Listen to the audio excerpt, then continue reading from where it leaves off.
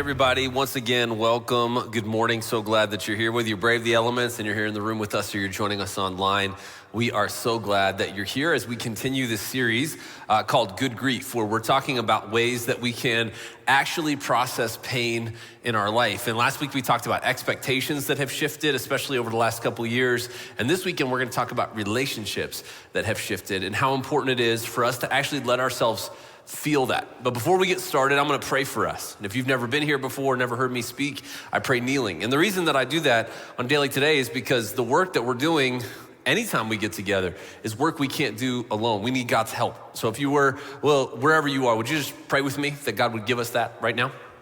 God, thank you.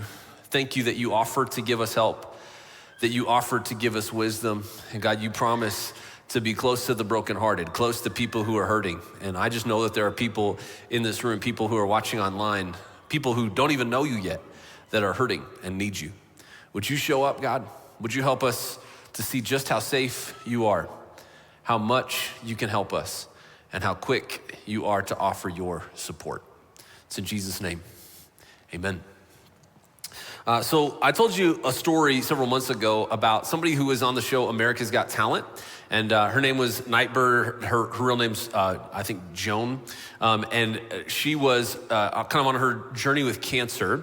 And she sang this incredible song and got like the golden buzzer. And it was a huge moment. And then just last month, her journey with cancer ended in her death. And as she was processing that and putting some stuff out on Instagram just before she died, she made this statement. She said, grieving is the soul's way of saying it mattered.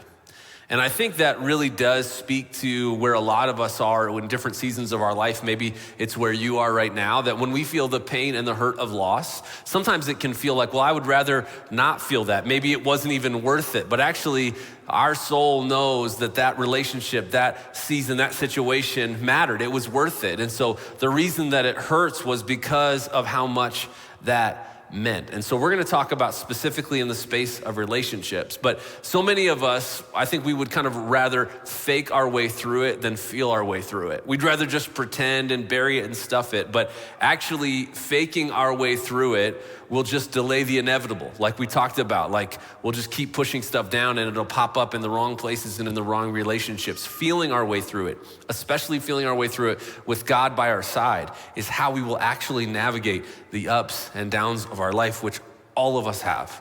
We're using this series to try and grow as a community in how we process through pain and grief, what the Bible actually calls lamenting.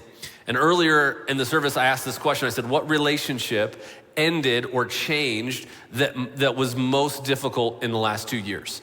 And I don't know what name you wrote down there, but I'm not sure about you. In the last 2 years, I've probably lost more friendships. I've seen more things change than at any other 2-year period in my life.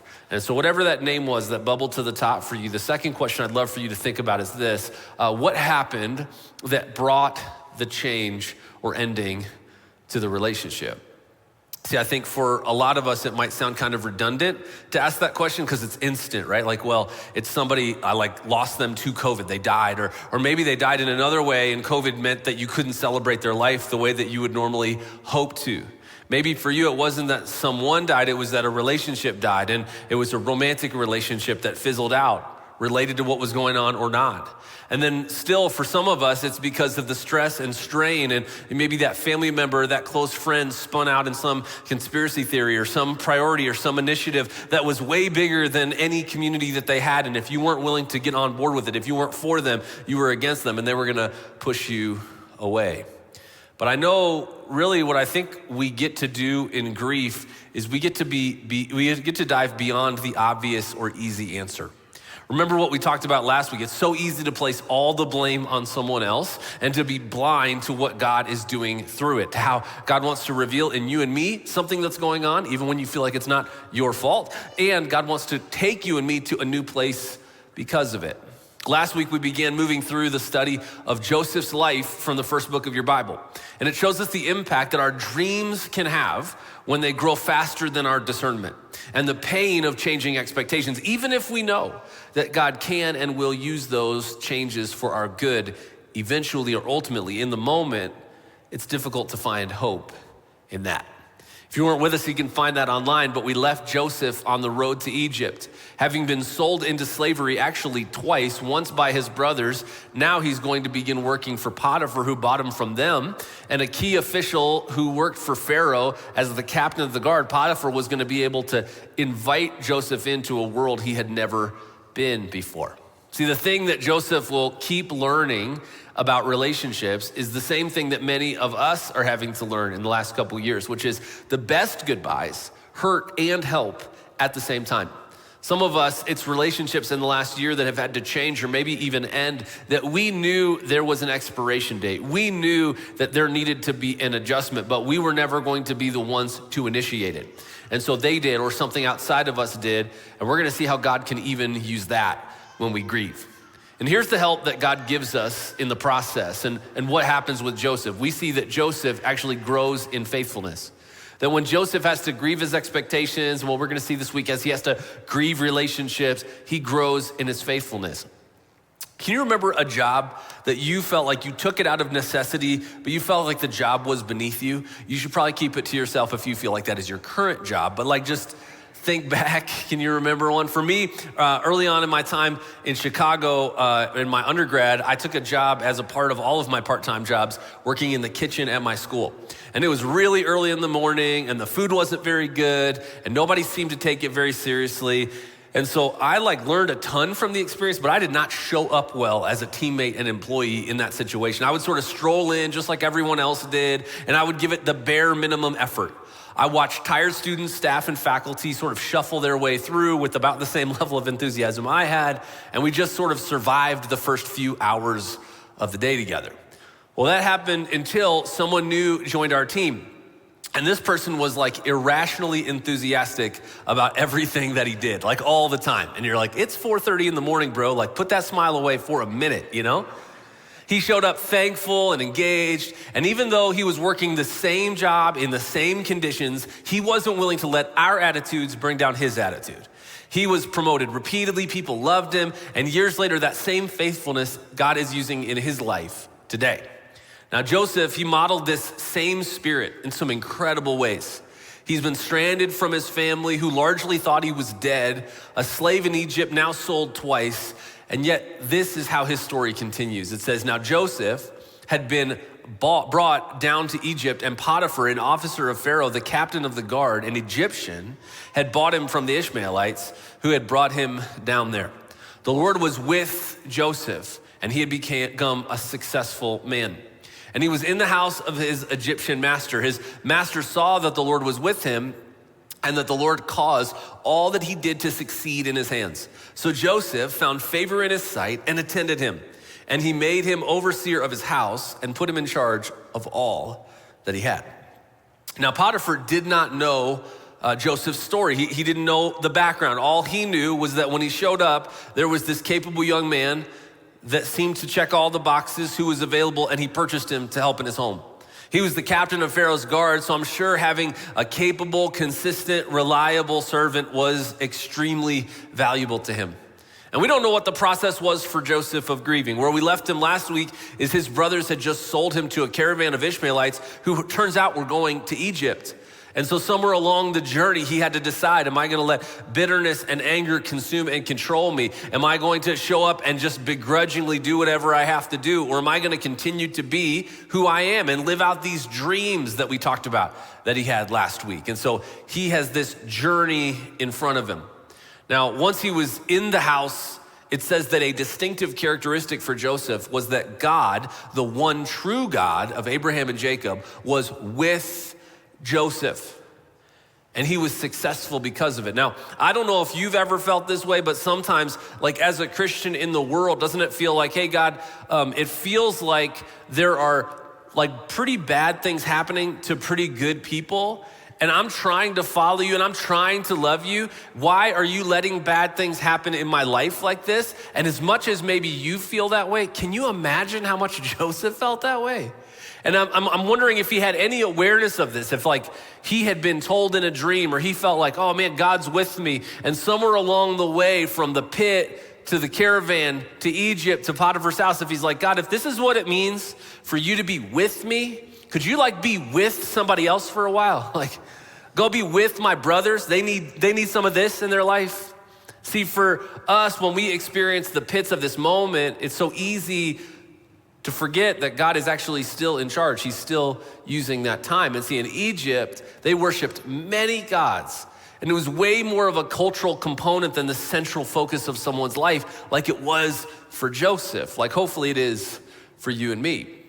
It says that Joseph was successful at everything he did. And in time, he was promoted over and over again because of it. And as a foreign slave in an Egyptian officer's house, this would have been controversial. And there would have been people that had been there, servants that had been there for a long time, who would have felt passed over. And for Joseph, he wasn't born as a slave. And so in Egyptian culture, to be born and live free and become a slave is about as dishonoring and disappointing outcome for your life as you can possibly imagine. See, Joseph, he was learning new skills for sure every day, but some of what his father Jacob made him do, remember last week, he was in charge of going and snooping on his older brothers, and he brought the clipboard and it didn't go well, but he learned to actually supervise some people who were slightly disgruntled and didn't want him to do it. And it turns out, on his resume, that was a pretty transferable skill because it's what he had to do once he got into Potiphar's house. And so all of a sudden that experience and even the disappointment that came with it fueled what God had next for him, just like that does in your and my life too. For Joseph, when he felt the betrayal of his brothers, he had a choice, just like we do. See, through processing the hurt, he could genuinely feel it and get better, or he could just fake it and get bitter.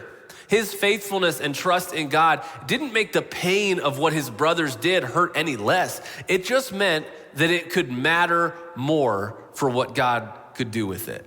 See, I think sometimes we feel is this gonna hurt or is this gonna help? And sometimes, especially in relationships, the answer is yes, but we just don't have that category in our head. Alyssa and I have been in community groups for a really long time. And a few years ago, when one of the groups that we were leading had grown to a point where it needed to multiply, there was a couple that we knew well and we felt connected to that shared some feelings and perspectives and frustrations that we had simply never heard from them before.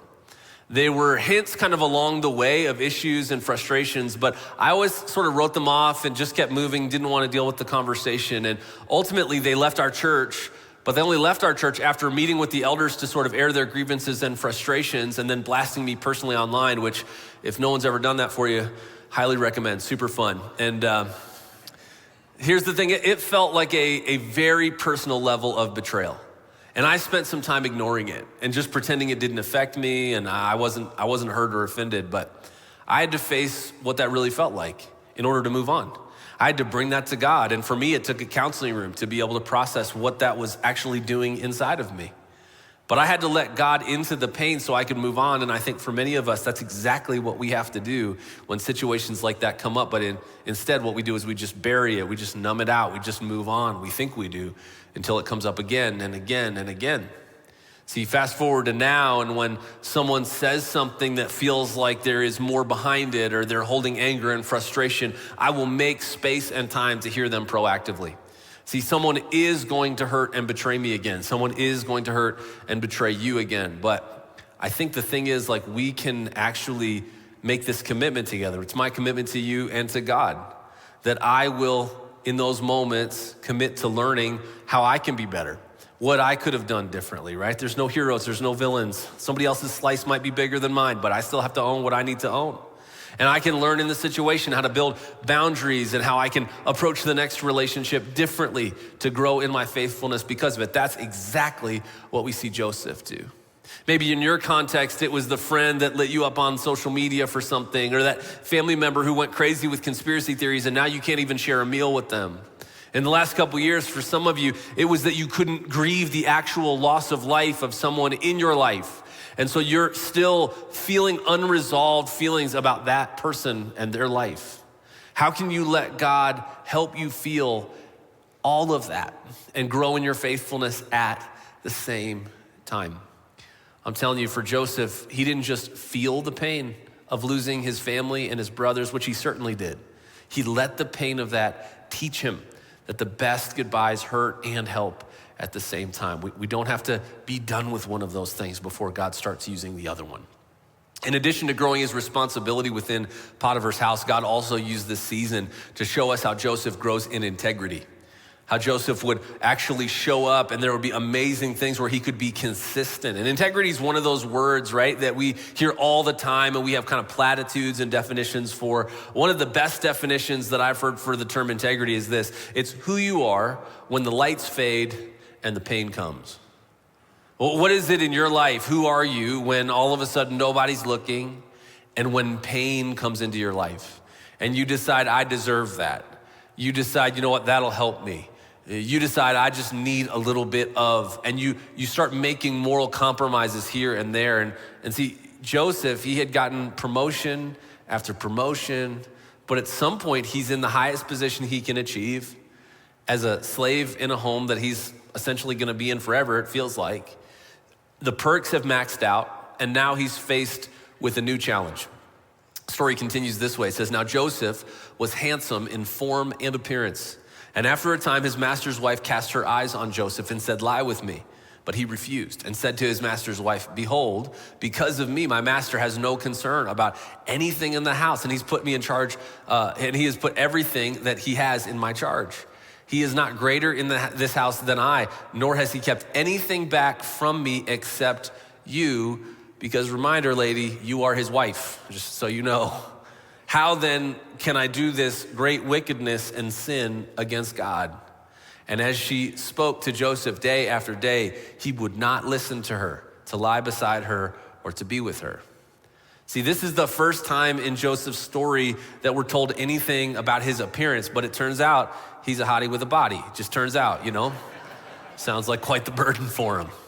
And we find out that he was, in this moment, he had a huge problem because Potiphar's wife had taken special interest in him. And probably Potiphar was working a lot and not as interested in stuff that was happening at home, especially if he felt like Joseph had it all taken care of. And probably something that started with just some lingering looks. And maybe she made some passing comments that he chose to pretend to not hear or to ignore or to brush off, but it didn't stop there. And that's honestly usually how our integrity gets tested. We have someone in our life kind of on the periphery that starts pushing our boundaries and what we're comfortable with. And whether it's a romantic pursuit or not, there's this slow drift like a frog in a frying pan. And before you know it, you're making a decision you would have never made 6 months ago. Before you know it, you're in a situation socially, relationally, in a conversation that you would have never made a year ago. And all of a sudden you find yourself morally compromised. You find yourself not being the best version of yourself because somewhere along the way, every little step of compromise led you to where you are right now. At some point in the process, Potiphar's wife, who we never get the name of, by the way, kind of highlighting how important who she was connected to really in the story, makes a sexual advance on Joseph. And immediately, regardless of what their conversation had sounded like up to this point, Joseph, he shuts it down. He reminds her of the trust that Potiphar has extended to him and the privileges and status that have come with it, all except for this one thing. He's like, the one thing that he hasn't given me is his wife, which, like, in case you forgot, is you, and I'm not gonna mess that up. And here's the thing that's crazy, like this boundary that he calls out, he specifically identifies the reason that he doesn't wanna do it. He says, how could I possibly have this act of great wickedness and sin against not Potiphar, God, the God that is with him, the same God that has allowed him, because he was picked favorite by his dad, to be hated by his brothers, to be thrown into a ditch, to be sold twice, to end up in slavery in Egypt. He's like, that God that I haven't given up on, and I don't think he's given up on me, how could I possibly betray him? What a powerful perspective. For some of you, the motivation that you have to not compromise, the motivation that you have to stand up and be a person of integrity, even in difficult relationships, at work is your boss or the bottom line, or at school is your friend circle, or at home is what that other family member will think of you. But Joseph sets this powerful example that if we want integrity that really lasts, our anchor and the person that we need to make sure we are enduring for is God first. See, she doesn't back down though. See, Potiphar, she actually is in a kind of a pretty unique spot culturally. There's nothing that Joseph can do. I mean, if you think about it, as a slave within the house, the other servants have probably seen what Potiphar's wife is doing, and they're probably kind of amused by it because they don't probably like Joseph very much because he's gotten all these promotions. He can't go to Potiphar, who's not around very much, and probably the worst of it, he's not seeing. He can't go to Potiphar and say, this is what your wife is doing, because for a slave to do that would be dishonoring, and he'd get punished for that. And so all of a sudden, he sort of has to just keep moving. And sometimes our integrity has to show up like this. Sometimes we don't get to share our side. Sometimes we have to take the hit. Sometimes we have to build the boundary, just like Joseph does, by not engaging her, and to keep moving forward, even when it's difficult. When I was first asked to come be a part of the team here at Eastern Hills 6 years ago, there was a group of leaders that cast incredible vision and believed the best for this community. And I bonded with that group of leaders who were still grieving the pain and challenges of a season of change that none of them had gone through before. Fast forward a few years, and one of those people who had been in that group started to treat people in ways and ask for things that were inappropriate. And I got to be the one who repeatedly challenged them about that course of behavior. And after a period of withdrawal for them and silence, it all of a sudden blew up with the most toxic email I've ever seen that was not just sent to me, but to our board. And it seemed to come out of nowhere. And look, I'd spent time in their home. They had cared for us, and we had cared for them. But the tone and toxicity of where they had gotten to took place over time. And it was obvious that for both of us to move on, they would need to find a place where they could start over. It grieved my heart because so much of their feedback was just years of uncommunicated expectations and miscommunication that had never been addressed along the way. I've heard it said that in ministry, one of the hardest things to do is to function with integrity because no one ever gets to hear your side. And I think that's true, but here's the thing, I think it's actually true for all of us. That if you're a follower of Jesus or you're thinking about becoming one, you just wanna be someone who walks with integrity and lives this kind of better life. Here's the thing, it's never going to be helpful for you to sling mud. It's never gonna be helpful for you to get into the details with people who are not relevant to the conversation. Even when someone flames you, gossips about you, and walks away, you don't have to respond the same way. Having a direct conversation with the person, fantastic, go nuts, right? But choosing to have a conversation around triangulation and gossip with a person or people that aren't involved, not helpful. It might feel satisfying in the moment, but it is not the right or healthy decision to do. And I've not been perfect at this. I've had to learn about what those conversations need to look like and what boundaries of time, space, and emotion I can give them. Because at a certain point, they are no longer helpful to anyone involved. But I wonder for you, what does integrity mean to you in this season with the relationships that have found a reason to trash you or even just freeze you out, with the person that you wrote on that card earlier? Have you tried to have the direct conversation? Have you found a safe place to bring your frustrations to with God or with a counselor? Or are you constantly triggered to bring up your side in inappropriate settings with inappropriate people? Here's a good reminder of maybe I haven't dealt with this super well. These things that have happened months or maybe even years ago, how often do they come up in your head, heart, and conversation on a weekly basis? Because if they come up a lot and you feel constantly like you need to self-justify, there's probably some work that still needs to be done in that relationship. See, those have been hard lessons for me, but they're being used by God to teach me, and I'm guessing maybe you too, that the best goodbyes hurt and help at the same time. Some of those people, it was just delaying the inevitable to not talk about the hard subject, to not bring up the difficult issue. So finally, in this section of Joseph's story, we see a brutal lesson that came when we function with integrity. See, we all want our lives to be up and to the right without any bumps, but for Joseph, even when that doesn't happen, he grows in patience. And that's actually where our faithfulness and integrity is always tested. It's not about whether or not you can do this for a minute, it's about whether or not you can do this for a lifetime.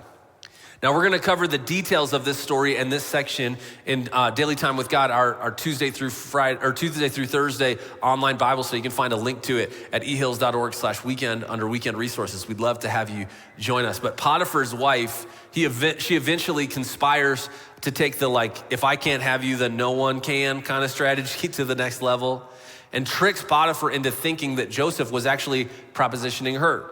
And so Potiphar throws Joseph into prison on a lifetime sentence, which really would have been the least severe punishment he could have given to Joseph in that moment, making us wonder a little bit if he had some suspicions that his wife wasn't being totally honest with him. See, usually those who lack integrity, they show signs for a long time. Maybe there were other servants who had felt uncomfortable around her. Or maybe she had thrown some people under the bus, or he had seen her wandering eye. But somewhere along the way, Joseph got caught in the current. But the same faithfulness that Joseph had shown with Potiphar as a slave, he showed as a prisoner. And he was given increasing leadership within the prison until all of a sudden he's put in charge of all of the other prisoners.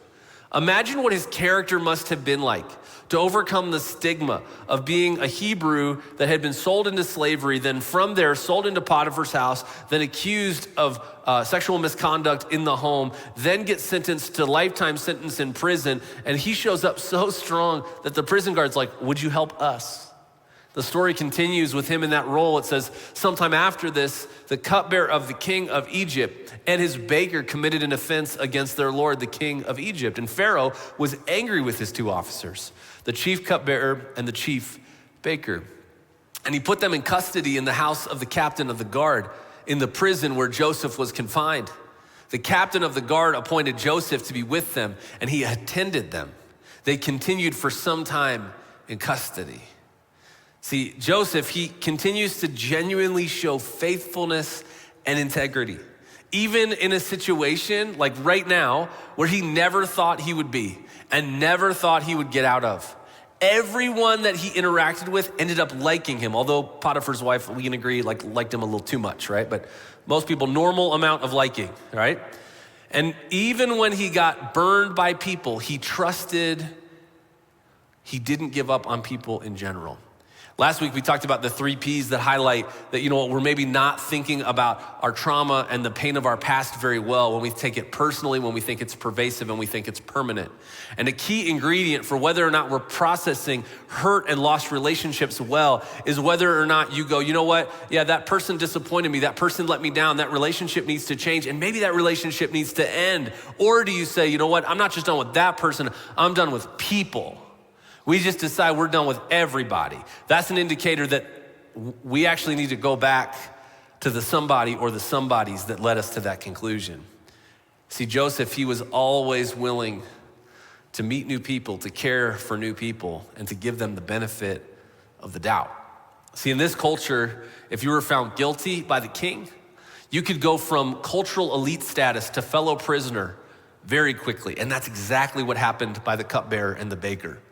Joseph, who refused to sin against God, was with these men who actually had sinned against Pharaoh, who the Egyptians thought was one of their gods.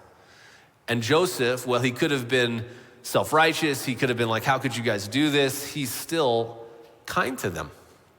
See, because of their previous roles, though, they get put in sort of a VIP prison ward that Joseph is given special attention and responsibility over, in addition to all the other prisoners, while being a prisoner himself. And even though his dad let him down, and his brothers let him down, and Potiphar let him down, he still shows up. And he helps guys by giving them, you want to know what he did? He interpreted their dreams. Remember what happened with Joseph last week? He had these dreams that he had. Well, it turns out God has also given him the ability to interpret dreams. And in Egyptian culture, dreams were really important because they believed that when you were asleep, and you were dreaming, that was actually you seeing real life much clearer. And so somebody that could interpret that dream for you correctly was really, really valuable. And again, we'll cover more of this online. We'd love to have you join us. But he asks the cupbearer basically for one favor. After he helps him and he tells him what his dream is gonna mean, and it's gonna work out great for him, not so much for the other guy. And he mentions to him, like, would you just tell the king who I am and what I did for you? Would you just let him know? And after he's been thrown into a pit, abandoned by his family, sold into slavery twice, accused of sexual misconduct, thrown into prison, he helps somebody out, and guess what the cupbearer does? He forgets about him. And so days, they turn into weeks, and weeks turn into months, and months turn into years. Where every time somebody comes knocking, every time somebody says, Joseph, he wonders for a while, is this the day? Is this the day that my word to the Pharaoh is gonna get back to me, and it never was. So another person had let him down. Another person that he'd helped, and here he was in prison with no exit strategy, but continuing to demonstrate faithfulness and integrity while God grew him in patience. See, Joseph doesn't know how much longer he'd be there, but here's what we do know. We know that between the day he walked in as a slave to Potiphar's house to the day that he would eventually see Pharaoh is 13 years. He would go from a 17-year-old boy to a 30-year-old man in that time frame. Patience for us in relationships is so hard though, right? Because our culture is built around the two idols of self-indulgence and instant gratification. So patiently waiting on God, certainly patiently waiting on people, it feels completely foreign to us and to most people in our lives, especially people that we try to start setting up boundaries for. A book I've referenced often is called Boundaries. It's written by Henry Cloud, and it challenges us in our relationships this way, that setting boundaries is really hard to do. Figuring out what are you okay with, what are you comfortable with, and what are you not? What do you want to build a boundary around? Setting that's difficult if you've never done it, but actually more difficult than setting your boundaries is keeping them. Like keeping a boundary where it's like, I'm not actually, when someone does this, when someone says this, when someone tries to drag me into that conversation, when somebody treats me this way, I have to actually show up and remind them of my boundaries. But you get to choose what is okay and what is not okay in relationships. And if your friend asks you to violate your boundaries over and over again that you've made clear, then you probably need to create some healthy distance with them. One area for me in the last couple of years that I've set up as a boundary is that I have special boundaries with people who gossip or people who use my name as a blank check. Here's what I mean, it's super weird. People will say, well, Phil said, and then they'll just say something and somehow that means like we're all just supposed to do that, which if that sounds absurd to you, it sounds absurd to me also. But I do not let those people get close to me. Like when I find out that's happening with someone, I will have a conversation with them and say, hey, I just need you to know this is like really hard for me to trust you right now because of the way this is showing up, because of the way you're responding. But I'm telling you, you have to do the work to find out what those boundaries are gonna be. Do you even know what you want your boundaries to be? If you want goodbyes to not just be hurtful, but to actually be helpful, you should get some boundaries. One of the toughest lessons for me around this to learn over the last couple of years has been with people on our staff. People that I truly love and care about. And when I discovered the patterns of one in particular who was lying to other staff members, who was manipulating situations for their political gain and spreading toxicity, there was a really painful and a really difficult process of me and our team helping that person to pursue excellence elsewhere, right?